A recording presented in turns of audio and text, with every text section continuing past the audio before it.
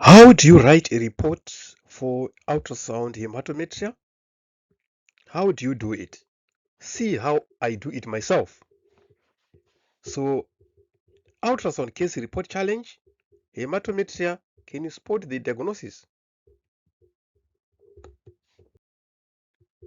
The clinical history, in my case, a 27-year-old woman presents with progressively worsening cyclic lower abdominal pain, secondary amenorrhea for 5 months, and pelvic fullness following a previous cervical procedure. A pelvic ultrasound is requested. So, ultrasound report, examination trans-abdominal and trans-vaginal pelvic ultrasound was performed. The clinical indication, amenorrhea, severe cyclic pelvic pain, suspected outflow tract obstruction. So these are the findings. So this is the endometrial cavity. You can see here that the endometrial cavity is distended and there is some fluid there with low level internal echoes inside. You can see part of the os is also open and then distended. So you can see here again in transverse, you can see that the endometrial cavity is very much distended and the uterus appears very much enlarged due to the collection in the endometrial cavity. How do you report this case? So reporting is fundamental. It is key, is the language that we use to communicate with someone who is not present. The referring clinician is not with you when you are doing the sonar. So how do you communicate your findings? So that is the fundamental part of every ultrasound scan. So the findings, this is how I do it. The uterus is antevated and mildly enlarged, measuring approximately 9.8 by 6.5 by 7.2 centimeters. The pyometra demonstrates homogeneous ecotexture with no focal fibroids. The endometrial cavity is markedly distended by a large volume of complex fluid measuring approximately 4.8 centimeters in maximum AP diameter. The endometrial cavity itself, let us expand it. The cavity contains heterogeneous echogenic fluid with numerous low-level internal echoes. The ground glass appearance consistent with retained blood products. Fine echogenic debris and layering echoes are present. No internal vascularity is demonstrated on color Doppler imaging, excluding a vascular endometrial mass. So mild fluid levels are visualized, suggestive of blood or varying ages. No intrauterine gestational sac is identified. So let's continue with the findings. Now the cervix. The cervical canal appears markedly narrowed, obstructed, with minimum communication between the uterine cavity and vagina. No cervical mass is identified. Findings are compatible with cervical stenosis likely causing obstruction of menstrual flow. So the ovaries, the right ovary measures 3.4 by 2.3 by 2.1 centimeters. Normal follicular pattern, normal arterial and venous blood flow. The left ovary measures 3.2 by 2.4 by 2.0 centimeters. Normal appearance, normal Doppler vascularity. So the adnexia, no adnexia mass is identified, no sonographic evidence of tubal ovarian abscess. Pouch of Douglas, no significant free fluid noted. So in color Doppler findings, no internal vascularity within the retained intracavitary material, normal uterine and ovarian perfusion. The impression, my impression is a large hematometria. What is yours? What's your impression if you see such type of sonographic finding? What is your impression? What do you think it is? Characterized by marked distension of the endometrial cavity, complex intracavitary fluid containing low-level echoes and blood clots, absence of internal vascularity, probable cervical obstruction or stenosis causing retention of menstrual blood, no evidence of endometrial malignancy, retained product of conception, pelvic inflammatory collection, and adnexial pathology. So this is just how we elaborate our findings.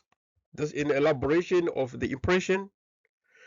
So recommended correlation. So you also have to correlate the findings. So one, correlate the clinical pelvic examination with the pregnancy test, beta HCG, gynecological consultation, consider RMI if the level of obstructions are uncertain, therapeutic cervical dilatation and evacuation may be indicated depending on the underlying cause.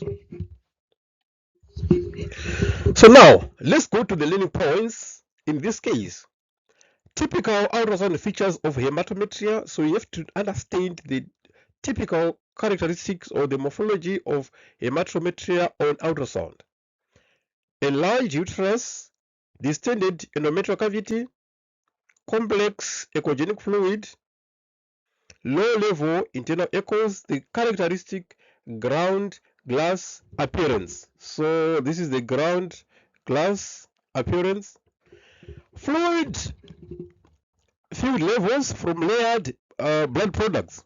So you normally see that there will be different layers within the endometrial cavity when there is hematometria due to different ages of blood collecting, old blood, new blood that is accumulating. So they will have different layers.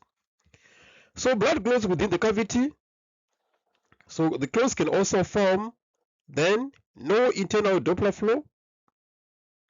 And then possible cervical stenosis or obstruction lesion. So you can see a stenosis or lesion that is obstructing the cervix on ultrasound.